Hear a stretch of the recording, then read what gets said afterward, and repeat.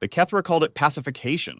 The humans called it Tuesday. That was the joke Sergeant Dara Voss had heard 100 times in the mess halls of Forward Operating Base Ironclad, scratched into the underside of a table by someone who clearly had too much time and not enough hope.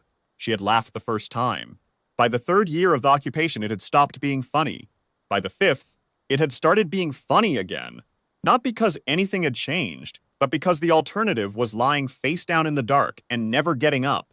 The Kethra had arrived without warning in the spring of 2031. No signal preceded them, no probe, no greeting broadcast across every radio frequency on Earth. One morning, the sky over 14 major cities was simply full, a low ceiling of matte, gray vessels the size of small mountains, close enough that people in the streets could see the texture of their hulls, layered and segmented like the shell of something ancient, something that had grown its armor rather than built it.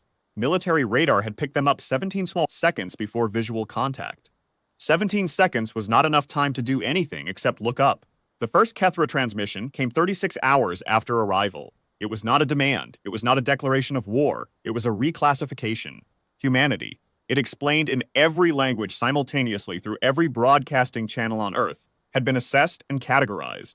The word they used, rendered in the closest English equivalent by the translation algorithms that stumbled through the task, was something between livestock and wards, a species requiring administration. They did not hate humans. They did not fear them.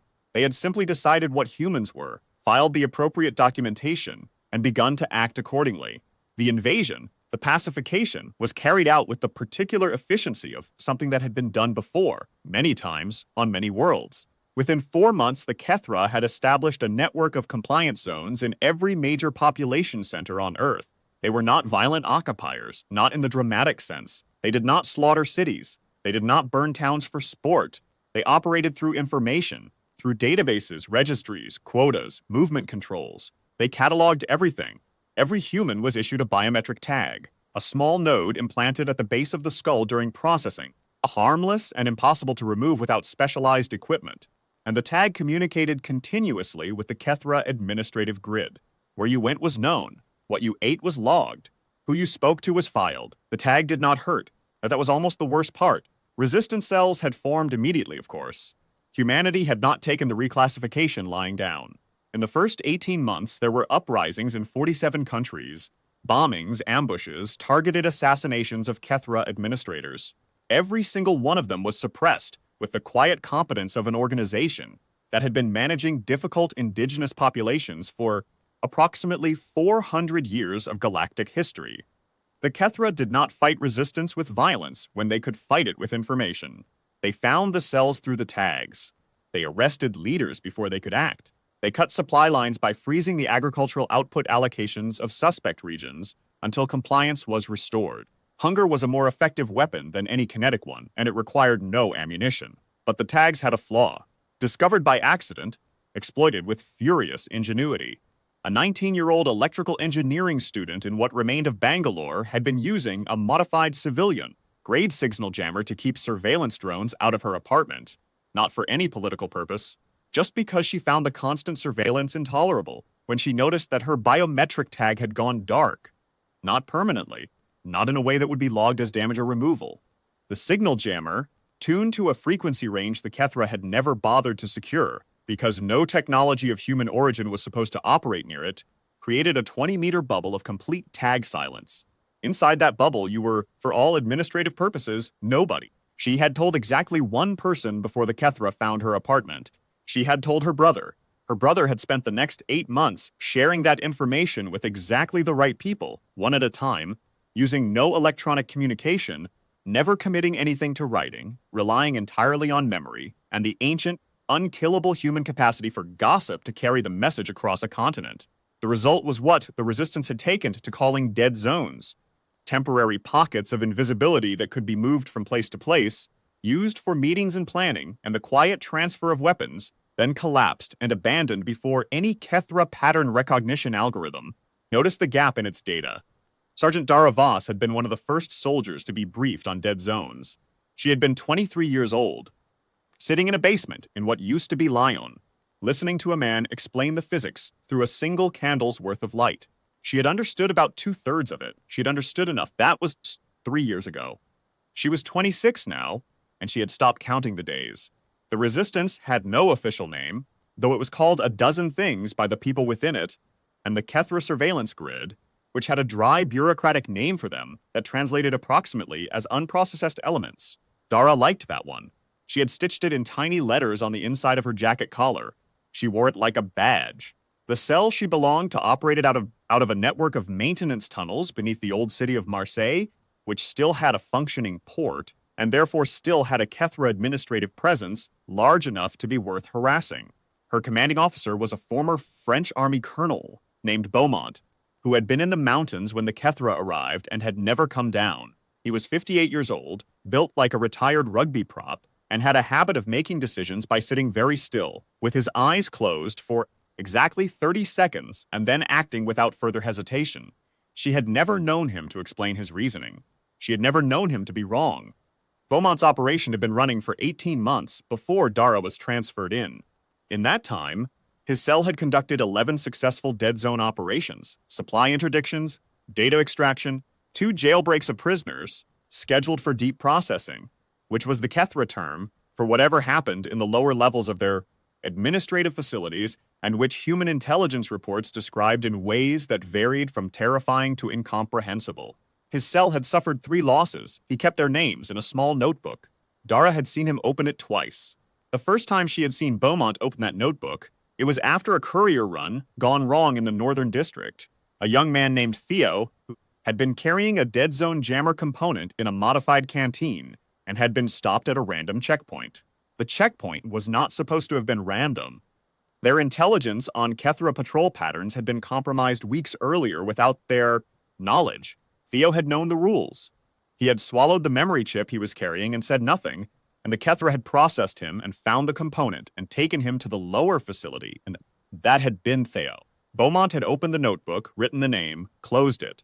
He had then sat for exactly 30 seconds with his eyes closed. When he opened them, he said, "We need better intelligence on patrol pattern deviation. Who do we have in the administrative zones?" That was how he grieved. Dara had watched him do it twice, and both times she had found it both terrible and correct. The mission did not stop. The mission was the thing they had in place of everything else. She thought about Theo sometimes, running those checkpoints. She thought about the specific weight of a canteen full of the wrong thing, and the act of being stopped, and the choice he had made in that moment. Not the big choice, the one that sounds important in the telling, but the small one, the one that happened in the 3 seconds between the checkpoint officer's demand and his response, the choice that lived or died in the space of a breath. She thought about how that kind of choice compounded, how the resistance was built of nothing but those 3-second decisions, 10,000 of them, most of them made by people who would never be written about anywhere. She had a habit, when she thought about it too long, of pressing the inside of her wrist against the edge of her collar where she'd stitched the words unprocessed elements.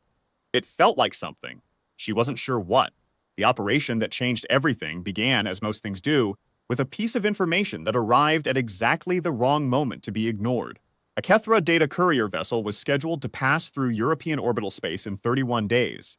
Data courier vessels were mid-size, lightly armed, and carried within their central processing cores the administrative records of every compliance zone they had visited over the previous 18 months. This was not exceptional. Data couriers moved constantly throughout the Kethra network, collecting and redistributing information the way blood moves through a body. What was exceptional was the specific data this vessel carried. It contained the central registry of every dead zone component currently known to Kethra intelligence, every jammer frequency range they had identified, every approximate location they had mapped, every resistance network they had compromised and were waiting to roll up at a moment of their choosing. If that data reached the distribution node at their orbital platform, the resistance on Earth was, within 60 days, finished. The intelligence came from a Kethra administrator named Vrethka, who had been conducting a very careful, very slow defection for approximately a year. Vrethka was not a sympathizer. The concept of political sympathy, as far as Dara could tell, was genuinely foreign to the Kethra cognitive architecture. But Vrethka had a professional disagreement with the handling of the human, pacification rooted in something that might have been aesthetic disapproval. The Kethra approach to Earth was, in Vrethka's assessment, bureaucratically wasteful. Humans were demonstrating a level of adaptive resistance that marked them as a resource rather than a management problem, and their systematic suppression was destroying value that should instead be harvested. This was not a moral position, it was an accounting one. And in the strange, cold way that accounting sometimes aligns with compassion, it had led Vrethka to pass 3 months of critical intelligence to the Resistance through a series of dead drops that defied every detection. Protocol the Kethra ran. The intelligence about the data courier was the most important thing Vrethka had ever delivered. It was also, Vrethka had noted in the accompanying message, almost certainly the last. Whatever window had existed for safe information transfer was closing. After this, silence. Beaumont had read the intelligence brief 3 times. He had closed his eyes for 30 seconds. Then he had said, "We need to intercept the vessel." The room had been quiet for a very long time after that. Dara was the one who broke the silence. "You mean the vessel that is in orbit? That's the one. The orbital vessel. The one that is in space, above the planet." "Yes." She looked at the faces around the table, 14 people, ranging in age from 22 to 60, representing cells from 5 different regional networks. She saw the same expression on all of them, the expression of a person who has been presented with a statement so extreme that the rational mind reflexively rejects it, but who also recognizes, in the cold back room of their cognition, that the person making the statement has never once been wrong. The Kethra data courier will enter a predictable low-orbit transfer trajectory during its Earth approach, Beaumont continued, as if he had not just said the most implausible thing anyone in the room had heard in 5 years. A window of approximately 40 minutes when it will be within range of surface-launched systems, and relatively isolated from the nearest support, vessel which will be holding 112 kilometers distant in preparation for orbital handoff. 40 minutes. One window. "We have nothing that can reach orbit," said a man named Gerard, who ran the Eastern networks and was famously practical to the point of seeming cold. "We have something," Beaumont said. He looked at Dara. She had known he was going to look at her. She had known it from the moment she'd read the intelligence brief that morning, because she was the one who had managed the depot ambush 8 months ago. She was the one who had cataloged the captured materials, and she was the one who had written in the inventory report, next to Item 7, Kethra anti-orbital interceptor pods. 3. Single-use kinetic delivery systems intact. Unknown operational status, unknown interface, unknown launch procedure. She had written it as information without expectation, the way you note a found thing you cannot yet use. The way you note it, because someday, possibly you might be able to use it. She had not expected someday to arrive so specifically. "They're blind metal tubes," she said carefully. "We can't interface with them. The control logic is optical, in a wavelength range our eyes don't." "Lena," Beaumont said, and that was when Lena Maris cleared her throat. Dara turned to look at her. Lena was the kind of person who was easy to overlook in a room, 41 years old, slight, wearing the same gray sweater she had worn every day since Dara had known her, carrying a persistent expression of mild distraction that turned out, on longer acquaintance, to be the external surface of an internal state of extremely intense concentration. She had been a physicist before the occupation. CERN. Particle interactions in unusual frequency ranges. She had joined the resistance the same way most scientists had. Through a friend who needed help, through a problem that needed solving, through the gradual recognition that the skills she'd spent her life developing were suddenly the most useful skills in the world. She had spent the previous 18 months as the Resistance's technology interface specialist, which mostly meant being given things that shouldn't work and being asked to make them work. She had a batting average that should have been impossible. "The biometric confirmation system on those pods," Lena said, and her voice was the careful voice she used when she was about to say something that would change everything. "Is the same base signal protocol as the administrative tags." She paused. "Not identical, but close enough. I recognized it when we first cataloged the pods, because I've been studying tag signal architecture for the past 2 years. The frequency bands, the modulation pattern, the confirmation handshake sequence, they're from the same design family."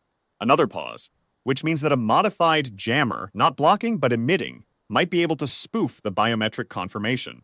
Make the pod believe it has received a valid Kethra physiological confirmation when what it has actually received is a synthetic signal generated by our equipment. The room was quiet. "Might," Lena said. "Possibly. With a margin of error I am not comfortable quantifying." "How long?" Beaumont said. "I don't know. We have 31 days. Lena looked at the ceiling for a moment. "Then I need 29. She took 28. The dead zone they established around the workshop was the largest ever constructed. 4 overlapping jammer fields covering a 200-meter radius in the sub-basement of a decommissioned textile factory on the outskirts of Marseille. In that bubble of administrative silence, Lena worked. She worked with 2 assistants, Yusuf Odiambo, a 34-year-old Kenyan software engineer who had been working for a telecommunications company in Nairobi when the Kethra arrived, and who had spent the subsequent years developing what he called a personal interest in signals that do not want to be found, and Mila Radovanovic, a Serbian hardware specialist who had previously worked for a defense contractor that no longer existed, and who had opinions about everything and was right about most of them. They worked in 17-hour shifts. They ate when reminded. They slept when they collapsed. The workshop had no windows. The only light came from work lamps and the ambient glow of the equipment they were building.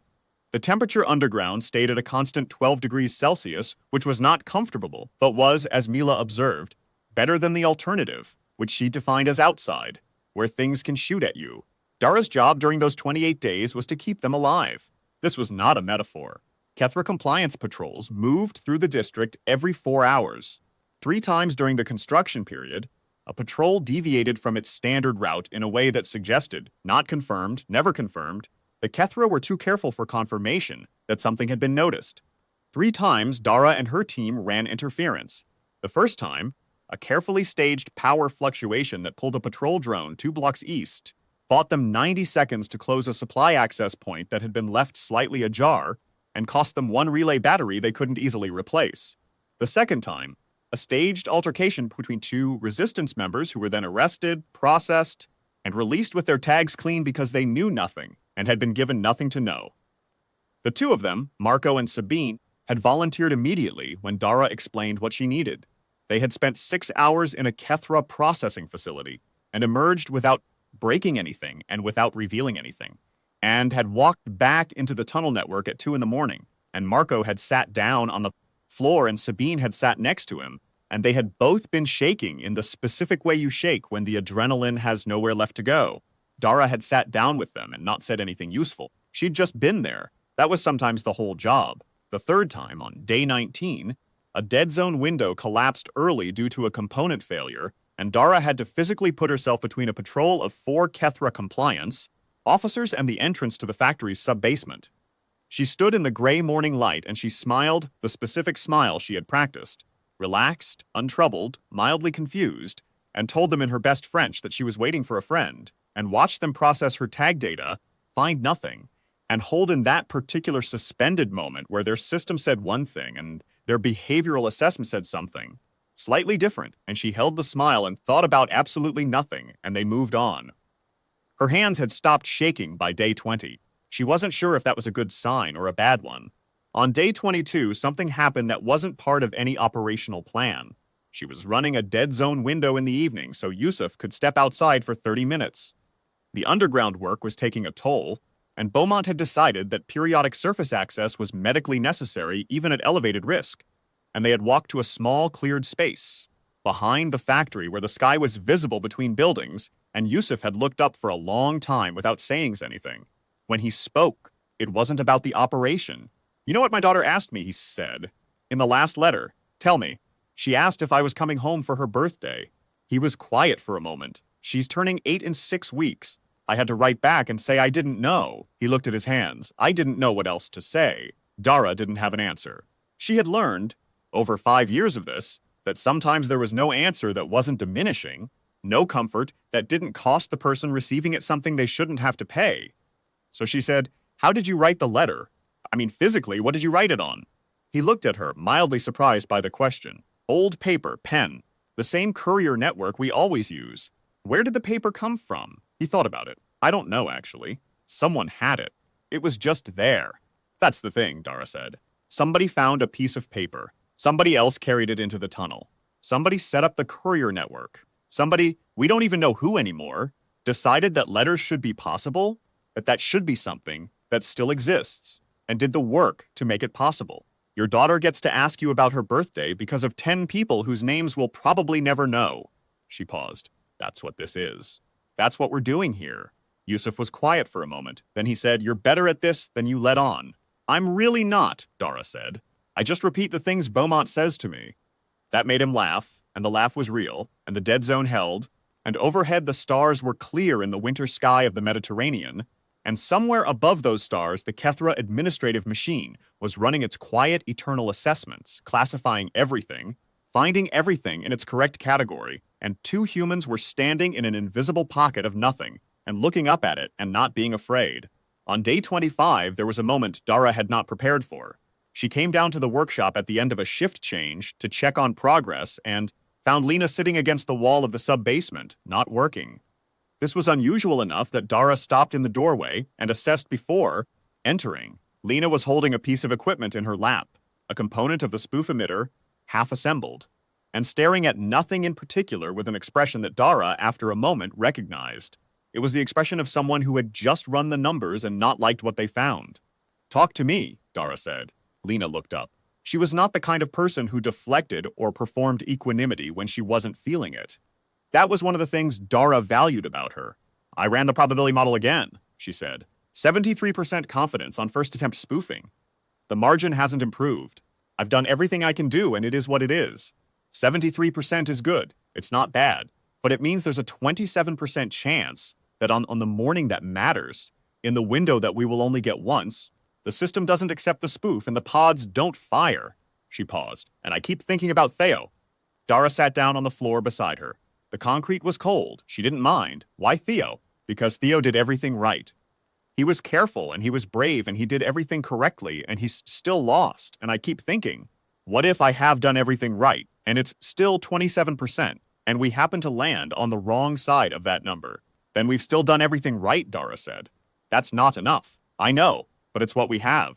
Dara looked at the component in Lena's hands. What's the second attempt confidence? 89. So our actual failure rate is 27% on the first try and 11% if we get a second try, and the pods are designed to cycle quickly enough that we have time for a second attempt in the launch window. Yes? That's not the same as 27% overall failure. That's, she did the math, roughly 3%, accounting for sequence. Lena stared at her. That's not how probability works. The attempts aren't independent if the failure mode is the same underlying issue. I know, Dara said. But 3% sounds better, and we're not statisticians, we're people in a basement, and sometimes you need the version of the number that lets you sleep. She paused. You know it works, Lena. You built it. You've tested it 11 times, and it worked 11 times. At some point, you have to trust what you built. Lena was quiet for a long moment. Then, slowly she went back to work, not because the fear was gone. Because the work was there and it mattered more than the fear. Dara sat with her for another hour without talking, just being there. That was sometimes the whole job. On day 28, Lena emerged from the sub-basement at 4 in the morning, sat down against the wall of the factory floor and said, "It works." She paused. "Probably." "Define probably," Dara said. 73% confidence in successful biometric spoofing on first attempt. 89% if we get 2 tries. And if it doesn't work? Then we have 3 very expensive metal tubes that do nothing. A data courier reaches the distribution node, and the resistance on Earth is finished within 60 days. Right. Dara was quiet for a moment. What's the trigger system like? Physical. 3 parallel switches, simultaneous. Needs 3 operators. I'm one of them. It was not a question. Lena looked at her. You understand what this is? Yes, the launch point has to be exposed. No dead zone coverage during the actual launch. The emitter signature would interfere with the spoofing signal. You'll be fully visible to the Kethra grid for the duration of the launch sequence. Approximately 4 minutes and 30 seconds. I understand. That's enough time for a compliance response team to. I said I understand, Lena. Lena looked at her for a moment longer, then nodded. She opened a small notebook and began to write. Dara watched her hands move and thought about names and notebooks and the particular kind of love that looks like counting what you cannot afford to lose. They identified the launch point 3 days before the window, a flat rooftop on the eastern edge of Marseille's Old Port District, clear sightline to the eastern sky, high enough that the interceptor pod's launch trajectory could reach the correct orbital angle, close enough to the water that an extraction route existed via the tunnel system. The pods were heavy, 300 kilograms each, and moving them to the rooftop required 3 dead zone windows, 2 vehicles, 7 people, and a mechanical dolly that had been stolen from a Kethra supply depot 4 months earlier, and which Yusuf had repaired with what he called profanity and wire. The second-to-last briefing was the hardest. Beaumont had called in 12 cell leaders from across the network to be informed of What was coming? Because what was coming would affect all of them, regardless of whether they were involved. He laid out the operation in his characteristic fashion. Complete information, no false comfort, no unnecessary drama, just the facts arranged in the order that made them clearest. When he finished, he was quiet for a moment. Then he said, "The 3 people on that rooftop are going to be visible. They will be seen. They will be logged. Whatever happens after the launch, their tags will have placed them at that location operating unauthorized equipment. That means extraction has to happen before a response team arrives, or not at all." He looked around the room. "I want to be honest with you. If extraction fails, we lose 3 people who cannot be replaced.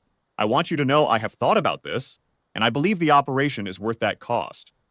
I also want you to know that I would not ask 3 people to accept that risk unless I had done everything I could to make it survivable." Gerard, the practical one, asked, "Have you done everything you can?" Beaumont said, "I don't know. I never know after. Only before." He opened his notebook and didn't write anything. He just held it. "I know we can't let this data reach the platform." The night before, nobody slept. Dara sat on the roof of the factory and watched the stars and thought about the nature of certainty. The Kithra had arrived certain. They had been certain from the first transmission. Certain in a way that was structural, institutional, 400 years certain. They had been wrong before. Other species had presumably surprised them.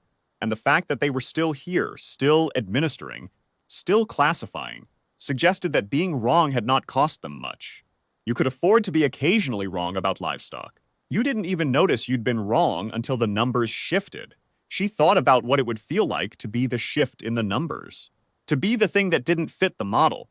Humanity had been a lot of things in its history that it hadn't been supposed to be, and the Kethra, for all their competence, had made the mistake of studying the category rather than the specimen. They knew what managed species did. They had never considered what an unmanaged one might be capable of. Yusuf came and sat beside her.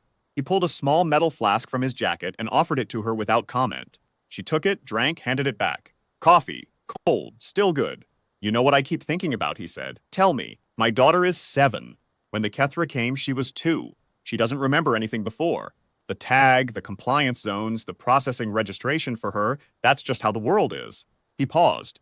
"I don't want that to be how the world is." Dara said nothing. She didn't need to. She understood it the way you understand something that lives before language.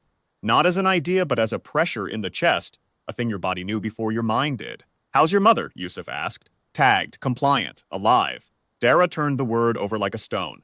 "She grew up in Lagos. Her mother grew up under something not that different from this, except it had a human face on it. She told me once that the most dangerous thing about occupation isn't what it does to your body. It's what it does to your sense of what's normal." She paused. "She'd have something to say about tomorrow, I think." "What would she say?" Dara thought about it. "She'd say don't miss." Yusuf laughed, a real laugh, short and helpless, the kind that surprises you. He took another drink of the cold coffee and offered the flask again. They sat together in the dark and watched the stars, and didn't talk about what tomorrow might cost, because there was nothing to be said about it that wasn't already understood. At Zo 4:30, Dara slept for 2 hours.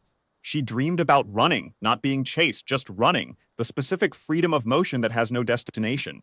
She woke up and felt, for a moment, before memory reasserted itself, completely fine. Then memory reasserted itself. She got up, she got dressed, she went to work. The pod deployment began at 05:15.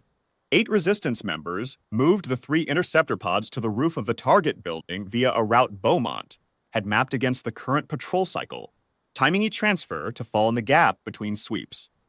Dara and her team followed 20 minutes later, climbing the interior stairs in the dark with flashlights held low. The roof was cold and clear.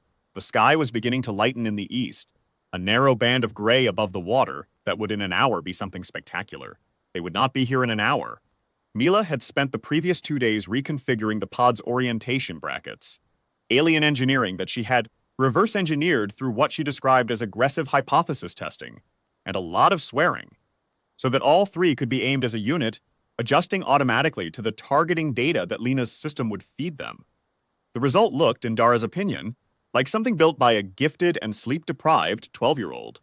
Brackets cannibalized from 3 different pieces of Kethra equipment, welded to a baseplate that had been a loading pallet 24 hours ago, cabled to a targeting relay that Yusuf had assembled from components Lena had sourced by describing them to a network of resistance members across 6 countries and waiting for the right person to say they had one. It should not have worked. It was an engineering achievement of the kind that only happens when you have no option of not achieving it. Dara looked at it for a moment. Then she checked her comms, checked her sidearm, and took her position at the trigger assembly. Lena was below, in the tunnel system, running the targeting and spoof emitter from a jury-rigged relay station. She would have zero direct visibility of what happened next. She would only have data. At 0620, Beaumont came on comms. Courier is on schedule, entering approach corridor in 23 minutes. Everything is green from here. A pause. Dara, a longer pause. You know what this means if it works. The registry data never reaches the platform. More than that. If we intercept the vessel, if we capture its core rather than simply destroying it, the data inside contains administrative information on every known resistance network on Earth. But it also contains, according to Vrethika's last report, the Kethra tactical doctrine for handling a species that reaches what they call threshold classification, the point at which they stop treating a species as livestock and start treating them as a threat. Dara looked out over the water. The light was growing, and if we get that, then we know how they think. We know what they fear. We know where the edge of their capability is. She was quiet for a moment. Vrethika said the vessel would be lightly armed. It will be. This isn't a combat vessel. It's a records keeper. Then the core might survive a kinetic strike if we calibrate the slugs to breach the hull at the lower administrative tier rather than the processing core. She heard Beaumont's silence. Lena thought of it on day 19. We adjusted the calibration. You didn't tell me. No.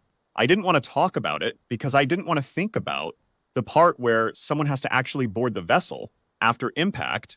And once I started thinking about it, I knew you'd make it my problem. And it already is my problem, so I figured I'd save us both the conversation. A pause. I have a team standing by in the port district. Fast craft, military surplus, modified engines.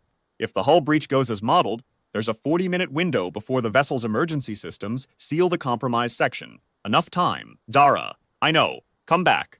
I'll try, she said, and she meant it. At 0628, Lena's voice came through the comms, very calm and very even. Spoof emitter is hot. Targeting system is locked. I have the courier's approach vector. Stand by for acquisition. The three of them, Dara, Yusuf, Mila, took their positions at the trigger assembly.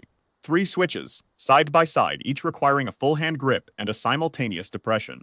They had practiced it 7 times in the sub-basement dry runs, the muscle of it built through repetition until it lived in their bodies rather than their minds. Acquisition confirmed, Lena said. Biometric spoof cycling, stand by. The sky above them was fully light now. Below, the city was waking up. Somewhere in the lower districts, a compliance patrol was running its morning sweep.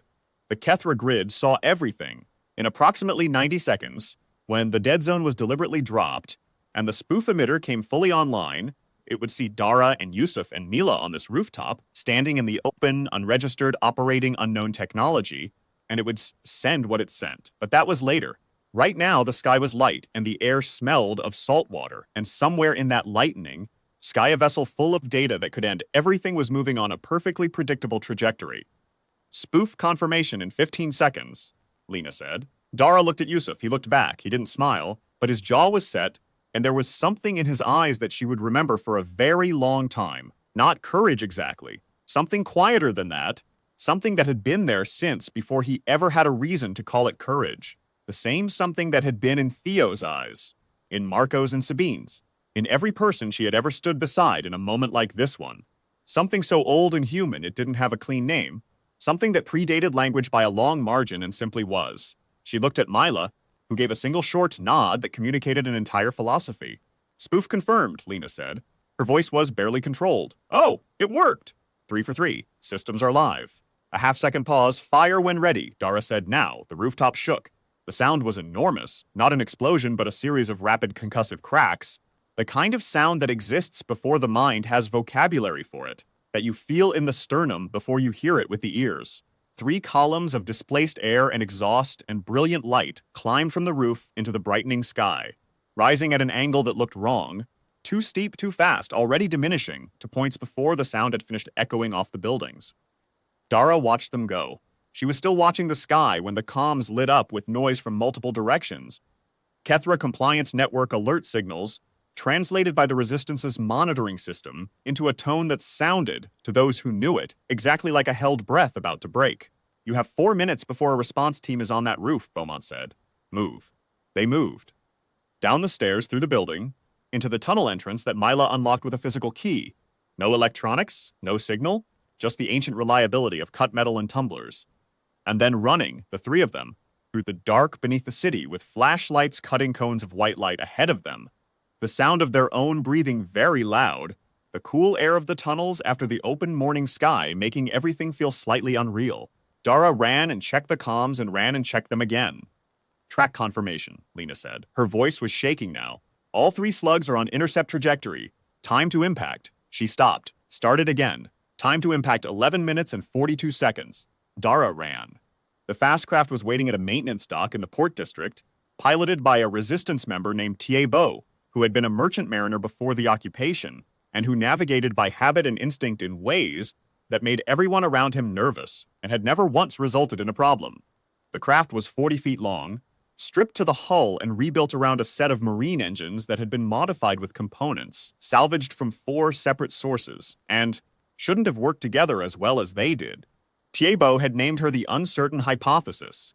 The name was painted on the hull in small, careful letters. Dara climbed aboard with Yusuf and Mila and 2 additional team members. Renaud, former EOD, who spoke very little and carried with him the particular stillness of someone who had done too many things in too many basements and had made private peace with uncertainty, and a resistance medic named Coralie, who moved with the brisk efficiency of someone who had learned that hesitation cost more than haste. They were on the water within 3 minutes of emerging from the tunnels. Impact in 7 minutes, Lena said through the comms. Are you in position? We're moving, Dara said. The calibration should give you hull breach at the lower administrative tier. If it holds, the processing core will be intact. But Dara, if the crew resists, they won't. She said it with more certainty than she felt. The vessel is a records keeper. The crew are administrators. They will follow protocol, and their protocol for emergency hull breach is emergency sealing and life system preservation. They won't fight. They'll seal, they'll communicate with the support vessel, and they'll wait. And if the support vessel responds before you extract the core, then we have a problem. Let's focus on the things we can control. Silence on the comms. Then Lena quietly, 4 minutes. They were running east, away from the city, the port district shrinking behind them, the open water of the Mediterranean ahead. The sky was fully bright now, a clear winter blue that had no business being so beautiful on a day like this. Dara stood at the bow and watched the eastern horizon. She thought about Yusuf's daughter, who was 7 years old and remembered nothing before the tags. She thought about her own mother's voice saying, "Don't miss." She thought about Vrethka, who had defected not out of sympathy but out of accounting, and had saved more lives through that cold transactional math than most people would ever save through love. She thought about the 19-year-old in Bangalore with the signal jammer, whose name Dara did not know and would probably never know, whose accidental discovery had made all of this possible. She thought about Theo. 2 minutes, Lena said. Dara gripped the rail, 90 seconds. The sky above the eastern horizon was featureless. Nothing visible. Nothing yet. 60 seconds. Yusuf was beside her now. He didn't speak. He just stood there, close enough that she could feel the warmth of him in the cold morning air, and they both looked up at the same sky together, and it was a small thing. 2 people, watching the same point of light that hadn't yet appeared, but it was also the thing that the Kethra had never calculated for. The fact that humans went through catastrophe shoulder to shoulder, not because they were ordered to, not because protocol demanded it, just because there was someone standing next to you, and the sky was very large, and the moment was very uncertain, and some things did not need to be explained. 10 seconds, Lena said, and then it happened. The first impact was a point of light, brief, fierce, nuclear white, that appeared at what seemed like directly above them, but was in truth several 100 kilometers overhead, visible only because of its intensity. The second and third followed within a heartbeat of each other, 2 more flares of white against the blue, and then for a moment there was nothing, and then the sky above the impact point began to change. A shape was visible now, tumbling slightly, losing altitude, not falling, not exactly, but no longer maintaining, and it caught the morning light and threw it back in angular flashes as it began a slow, involuntary descent toward the water. Hull breach confirmed, Lena said, and she was crying. She was absolutely crying, and she didn't try to hide it. Lower administrative tier. Core integrity reads. Pause. Core is intact. Oh God. Core is intact. On the deck of the Uncertain Hypothesis, nobody screamed or cheered or waved their arms. What happened was something quieter than that and somehow larger. Yusuf put both hands over his face and stood there for a moment, breathing, And Mila said something in Serbian that Dara didn't understand but which had the cadence of a prayer, and Renault, who had said almost nothing for a week, turned to face the open water and nodded once, a single slow motion, as if accepting something he had been waiting to receive. Dara looked at the trajectory of the descending vessel and said, "Trajectory? Impact with the water in 18 minutes, Lena said. Approximately 32 kilometers east-northeast of your position. You can reach it. Go, Dara said to Thibaut. He was already going. They reached the impact site in 16 minutes. The vessel, smaller than Dara had expected, now that she could see it, maybe twice the length of the uncertain hypothesis, gray-white and segmented, its lower quarter torn open with the particular mechanical cleanness of a kinetic impact, had settled into the water at a slight angle, emergency buoyancy systems deployed, steam rising from the breach. The hole was approximately 3 meters across, the edges bright with the shear of impact, showing the layered internal structure, outer hull, maintenance conduit, administrative tier, inner ceiling bulkhead, and through that gap, visible in the gray light, was the processing core housing, a dark cylinder, roughly a meter in diameter, still glowing faintly amber along its data transmission ports. Intact, Dara breathed. Renault. He nodded and reached for his kit. They crossed the hull in the inflatable raft. The breach was jagged at the edges but passable. Renault went first. Dara followed. The interior of the vessel was dim, lit by Kethra amber emergency lighting that made everything look slightly. Underwater, everything edged in gold and deep shadow. It smelled of ozone and something biological faintly sweet that she associated with every Kethra facility she'd ever been near. They moved through the maintenance conduit. At the end was the sealed inner bulkhead. Renault's cutting tool, Kethra technology, repurposed because everything they had was repurposed, opened it in 90 seconds. On the other side were 3 Kethra crew members, pressed against the far wall, their pale sensory appendages retracted in what the Resistance's behavioral briefings described as the equivalent of raised hands, not armed, not advancing. What they were, as far as Dara could tell in the amber light of their own vessel, was afraid, which was something she had never seen on a Kethra before, and which she took in with a complicated mixture of satisfaction and recognition. Fear looked the same everywhere, even on a face that had no expression a human eye could naturally read. She held up her own hands. The gesture was instinctive. She didn't know if they understood it, but she needed to communicate something, and she had only what she had, her body, her face, the specific posture of someone who means no immediate harm.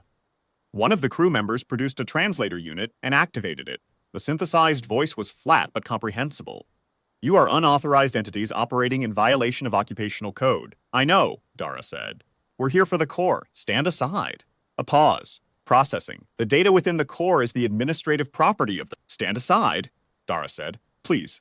Another pause. The crew member looked at the other two. Something passed between them that Dara couldn't read.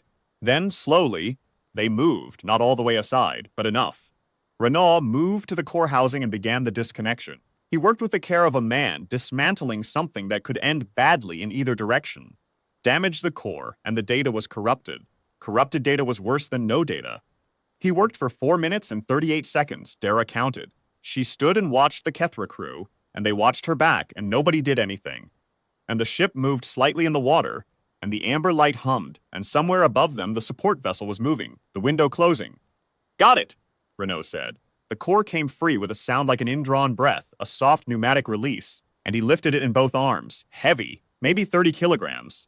He held it the way you hold something you will not drop regardless of what happens next. "We're taking this," Dara said to the Kethra crew. "Your emergency beacon is still functioning. Your support vessel will reach you within 26 minutes. You will be recovered." The lead crew member held the translator toward her. "You will not be permitted to." "I know," Dara said. "We know. We're doing it anyway."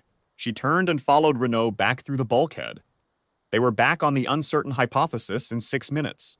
Thibaut had the engines running before Dara's feet hit the deck. The damaged vessel was already settling, tilting further as something internal shifted. It would be found. The crew would be recovered. The Kethra support vessel would arrive and find a breached hull and a missing core, and 3 crew members who would be able to report, in exact and comprehensive detail, what had happened. A small group of humans in a modified civilian vessel had boarded a Kethra administrative, craft and removed its processing core while its crew stood aside. She thought about what Beaumont had said. What they fear, where the edge of their capability is. She thought the Kethra were about to discover something new about their own capability. Tiebo opened the engines, and the uncertain hypothesis leapt forward across the flat morning water, eastward and then south, running hard, leaving a clean white wake behind her in the blue. On the comms, Lena was saying something. Dara didn't hear it at first because she was watching the sky. The support vessel would be visible soon, large enough to occlude a patch of blue, even at its holding distance, and now that it was moving toward the impact site, it would pass close enough to see. She watched for it, found it. A dark shape against the morning sky, moving toward the impact site, not toward them. Dara, Lena said, are you there? I'm here. The support vessel is querying the beacon data. They know what happened. They know something was taken. A pause. They're also broadcasting a fleet alert. What does that mean? It means Lena stopped. It means we've crossed a threshold. Their response protocol for unauthorized seizure of administrative assets from a crewed vessel is classified under a different category than resistance activity. The word they're using in the alert is the same word Vrethka identified in the threshold classification documents. The one that means threat, Dara said. Yes, not livestock, not wards, threat. Another pause. We just changed their category for us. Dara looked at the core, sitting wrapped in Renaud's jacket on the deck of the uncertain hypothesis, amber ports still faintly glowing. Inside it, every resistance network they had threatened, every dead zone location, every jammer frequency, all of it now in human hands. And alongside it, the strategic doctrine for how the Kethra handled a species that had graduated from administration to something that warranted a different kind of response. She wanted to feel afraid. She probably should have. But what she felt instead was the cold, clean weight of a decision that had already been made. Not a victory, but a beginning. The kind of beginning that comes after a door opens that wasn't supposed to open, and behind it is not safety, but a larger room in which you will have to do harder things. She had spent 5 years being livestock. She had spent 5 years being managed and cataloged and administered, and watching the people she worked beside be taken away to places where the lights were amber and the air smelled of ozone, and the logs showed everything. She was done being livestock. Tell Beaumont we're coming in, she said. Already done, he says. A pause, and Dara could hear Lena's surprised half-law. He says, well done, that's it, just well done. Yusuf was sitting against the stern rail, head back, looking at the sky. The cold coffee flask was in his hand, empty. He heard her coming and turned his head. Well, he said. She sat down beside him. The deck was cold and slightly damp with sea spray. The engines were loud. The sky above them was empty and blue and very large. Well, she said. He handed her the empty flask. She looked at it.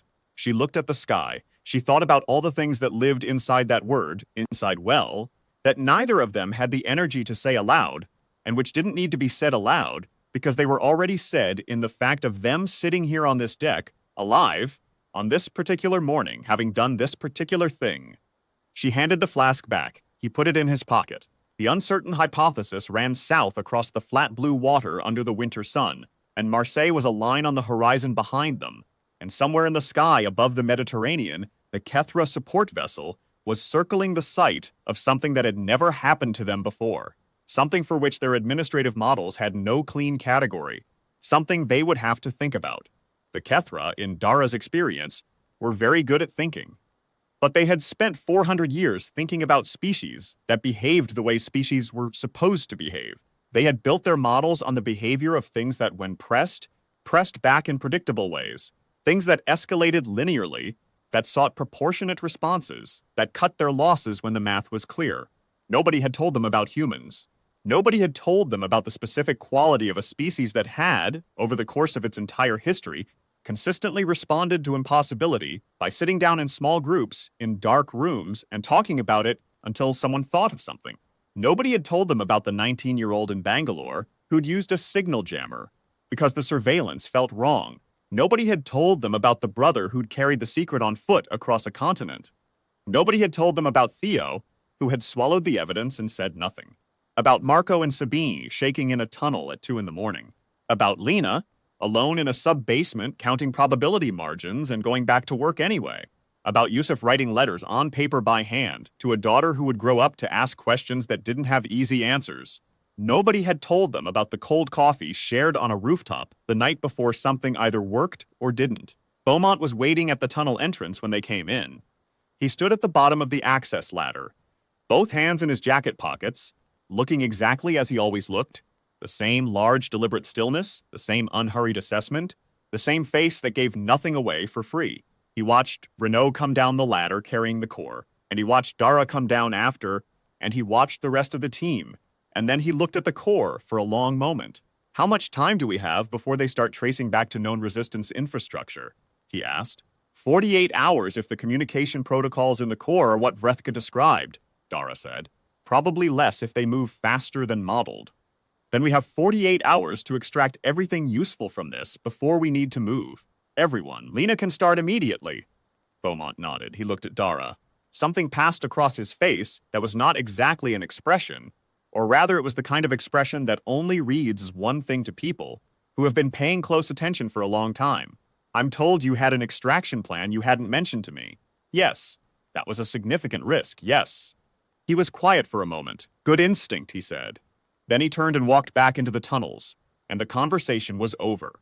Dara stood at the bottom of the ladder and breathed the cool tunnel air and let her body understand, in the particular physical way that adrenaline eventually releases, that she was still alive. She pressed the inside of her wrist against the collar of her jacket. Unprocessed elements. She laughed, once, quietly, to no one. Then she went to work. Later, much later, when the full story of the Marseille intercept could be told, without endangering the people who had made it happen. Historians and analysts and the Kethra themselves would spend considerable effort trying to identify the precise moment when the pacification of Earth became something other than what it had been designed to be. Some pointed to the capture of the core, which had led directly to the neutralization of every compromised resistance network before the Kethra could roll them up, effectively resetting the operational security of organized human resistance on Earth and buying another 18 months of fighting capability that the Kethra had been certain they'd eliminated. Some pointed to the strategic doctrine extracted from the core, which had told the resistance exactly how the Kethra thought about threshold species, and had allowed them to deliberately, systematically approach that threshold to behave in precisely the ways that shifted the administrative category from livestock to threat, not because a general had ordered it, but because once you knew what the line was, you understood that crossing it was the only intelligent response. Some pointed to a specific notation in the threshold protocol documentation recovered from the core. A single line added to the Earth file after the Marseille intercept in the careful administrative language of the Kethra bureaucracy. It read, "These subjects demonstrate an unusual capacity for combined individual initiative and collective coherence, enabling action at a scale disproportionate to their observable resources. Standard pacification modeling does not adequately account for this property."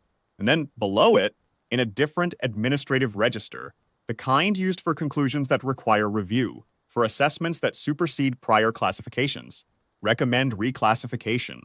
The word for what they were reclassifying humanity to when Vrethka translated it years later for the historical record was not livestock.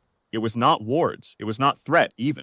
It was something closer to the Kethra administrative term for entities that require engagement rather than management. The word they used for species that had, through behavior that exceeded predicted parameters, demonstrated the particular quality that the Kethra bureaucracy had only encountered 3 times in 400 years of galactic administration.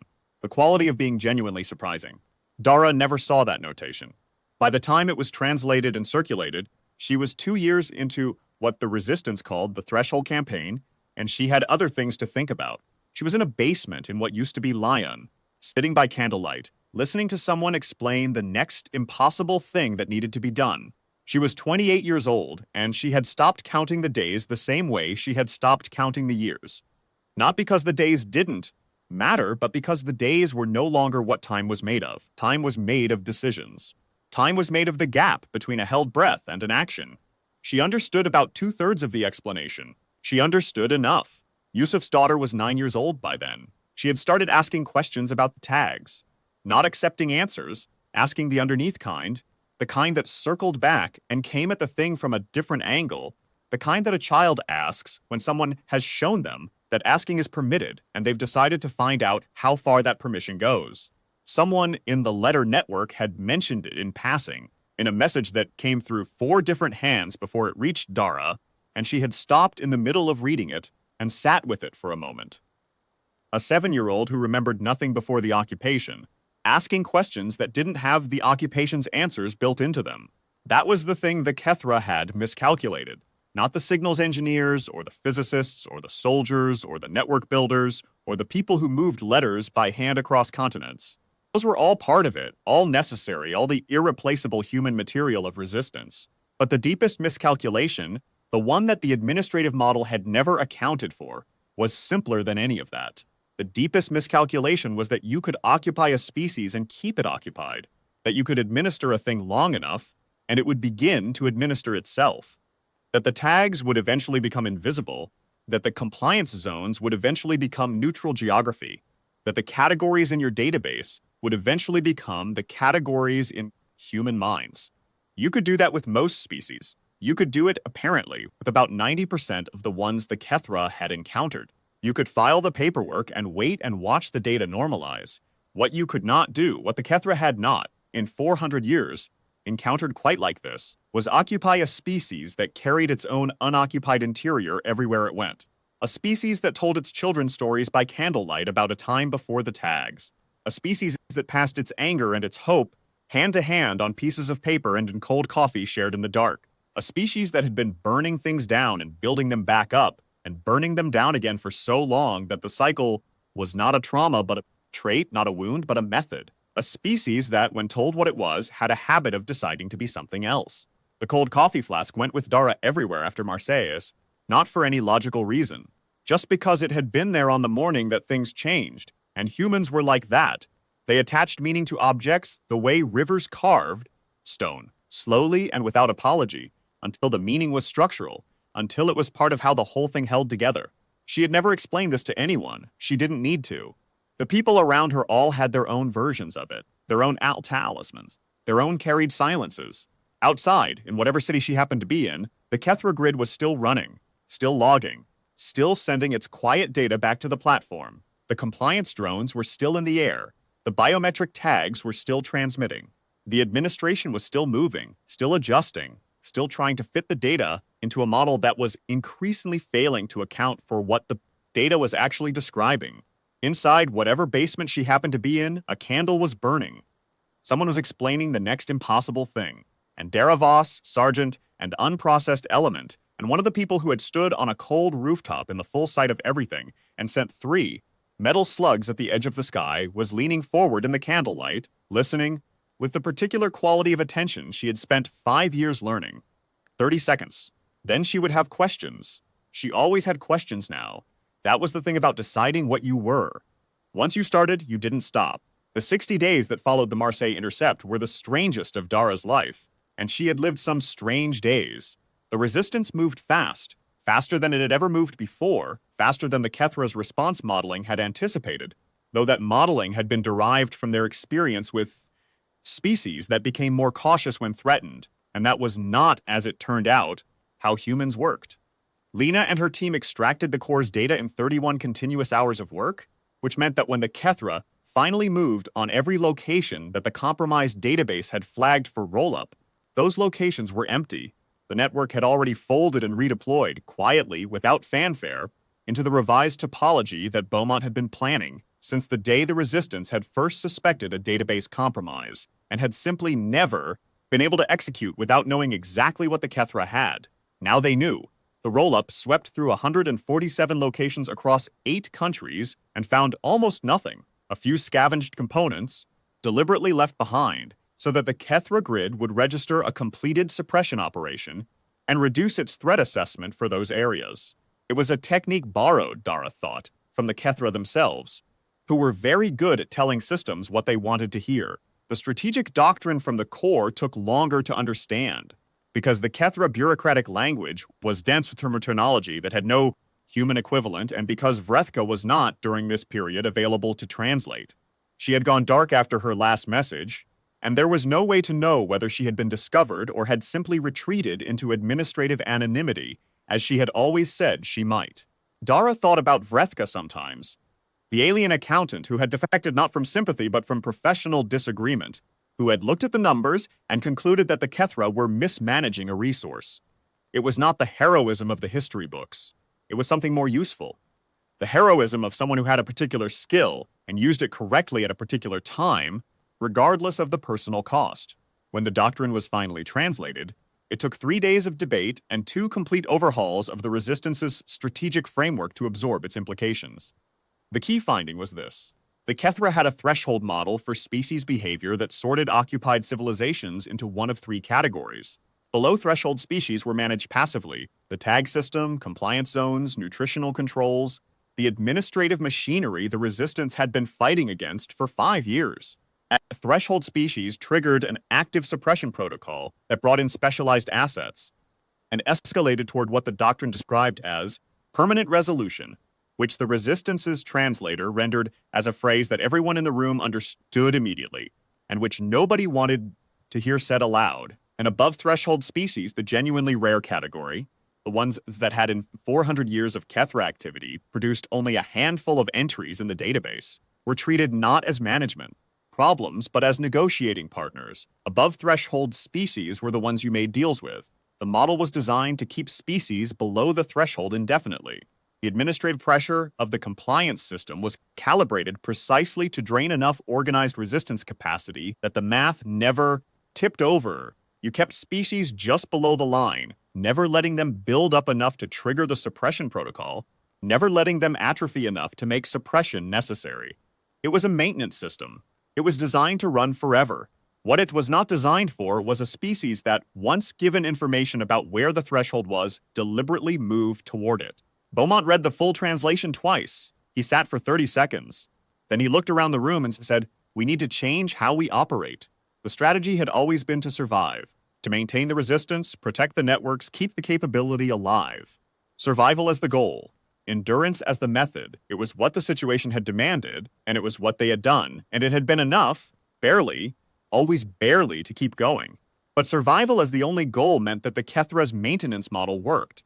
A resistance that existed only to survive was a resistance the Kethra could manage indefinitely. What the doctrine had revealed was a path that was not survival. It was escalation, deliberate, controlled escalation, aimed at crossing the threshold into the category where the Kethra's only options were suppression or negotiation, and where the costs of suppression, at sufficient resistance capability, exceeded the administrative calculus of the entire Earth operation. The humans were not supposed to know about the threshold. The information had never been intended for them. It had been locked in a core that was supposed to travel safely from one part of the Kethra network to another, and never be opened by anyone, unauthorized. The Kethra had made a very human mistake. They had assumed the mail would arrive. The resistance called the new strategy the Threshold Campaign, and it was characterized by a quality that surprised even the people running it. It was not angry. It was not desperate. It was methodical. It looked, in its deliberateness and its patience, something like the Kethra's own administrative machinery, except that where the Kethra machinery was aimed at keeping things still, the Threshold Campaign was aimed at making things move. Dura ran operations across 16 months. Some she planned, some she executed, some she only heard about after the fact through the letter networks that still moved, still hand-to-hand, still on paper in a world of digital tags. The operations had a different quality than the ones before Marseille. They were aimed not just at surviving, but at being seen, at creating a record in the Kethra administrative grid that told a very specific story. The story of a species that was becoming progressively more capable, more organized, more dangerous to manage. The story of a species approaching a line. The Kethra noticed. Of course they noticed. Their grid was excellent, and their analysts were thorough, and they could see the pattern in the data. What they could not do, what their model had never accounted for, was respond to a species that was escalating toward the threshold deliberately. The suppression protocol existed for species that stumbled over the line by accident, whose escalation was reactive and disorganized. It was not designed for a species with a strategic doctrine. The first indication that something had shifted came 14 months into the threshold campaign in the form of a change to the standard compliance patrol schedule in 7 European cities. The patrol frequency decreased, marginally, barely measurable. But Dara's network tracked it, and Lena ran the numbers, and the conclusion was unexpected. The Kethra were withdrawing administrative pressure in specific areas, not retreating, not abandoning the compliance system, but recalibrating, adjusting.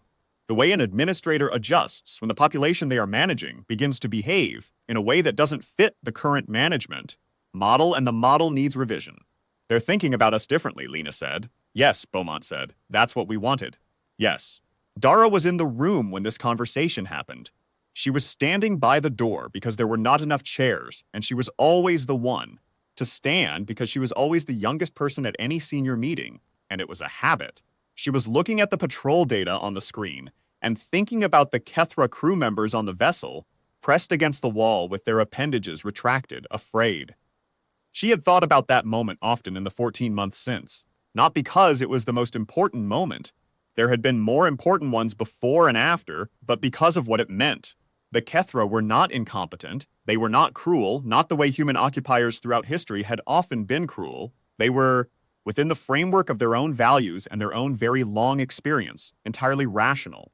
They had simply built their rationality on an assumption about what humans were, and the assumption had been wrong, and they were beginning slowly, carefully, with the characteristic thoroughness of a species that kept excellent records, to revise it. She thought about what it cost them to be wrong, not emotionally, not in the way it cost humans, who carried their mistakes as wounds, but in a purely administrative sense. A species that had been managed for 5 years and had then produced the Marseille intercept was a species that had not been correctly assessed. Every model built on the original assessment was suspect. Every projection derived from those models was unreliable. An entire administrative structure, built over 5 years and maintained at considerable expense, had been built on a foundation that was, in the specific way that a foundation could be technically sound but structurally inadequate, not quite wrong enough to have failed yet, but wrong enough that it would fail, eventually, if nothing changed. The Kethra were going to have to rebuild the foundation, and in the gap between the old foundation and the new one, before the new model was complete and calibrated and in operation, there was a space. Beaumont could see that space. Dara could see it. The whole resistance could see it.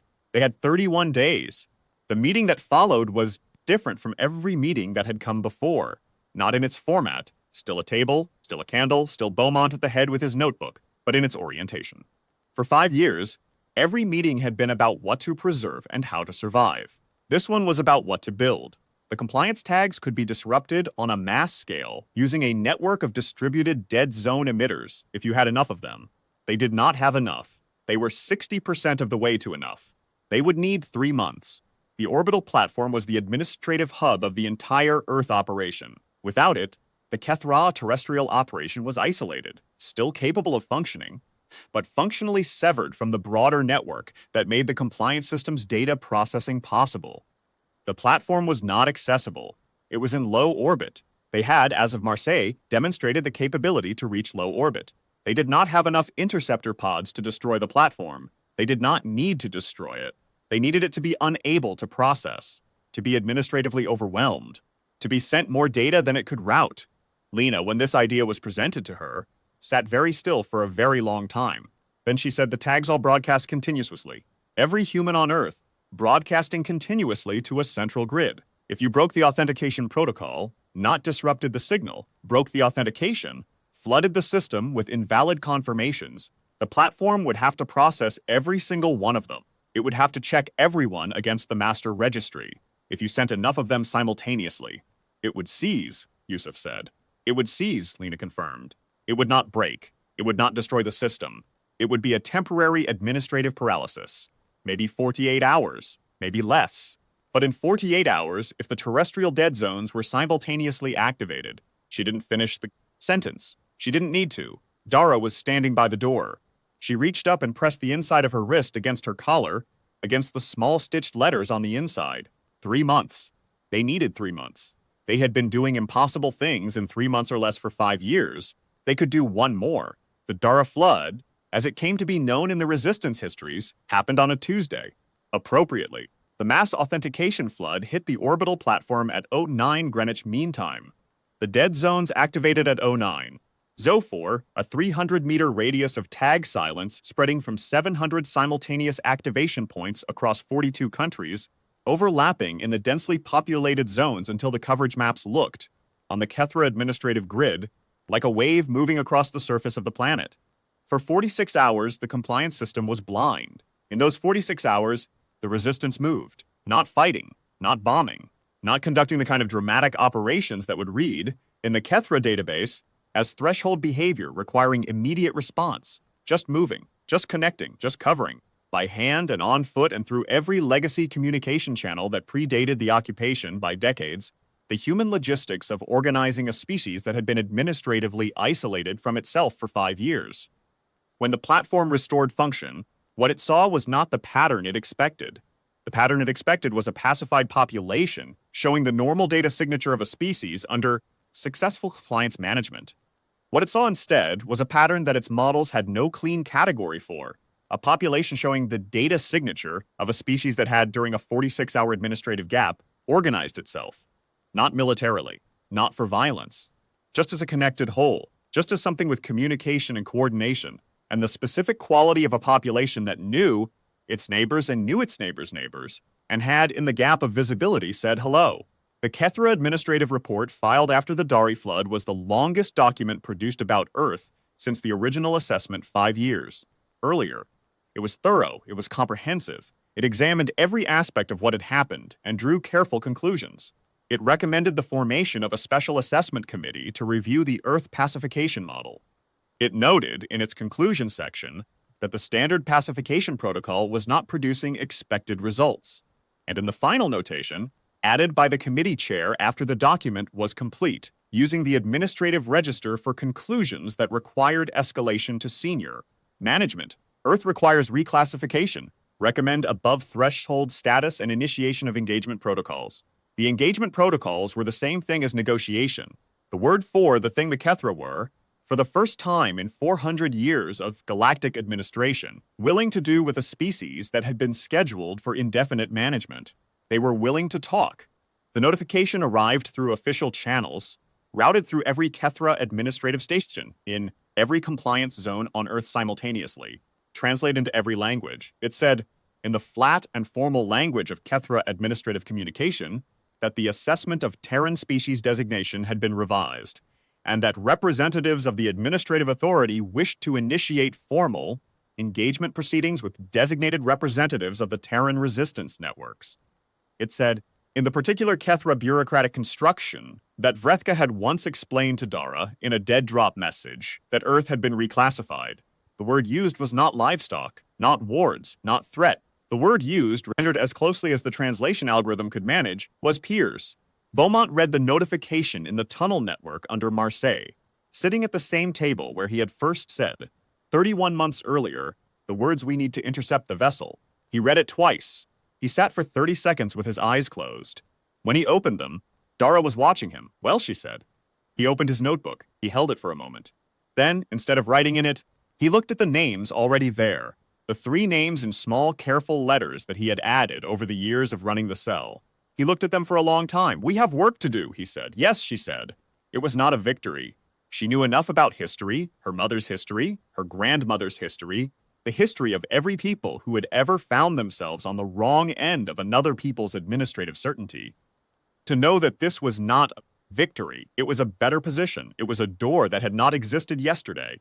What happened next would depend on what you brought to the threshold and who you were when you crossed it, and whether you could hold the line of your own dignity in a room full of people who had, for 5 years, classified you as something less than what you were.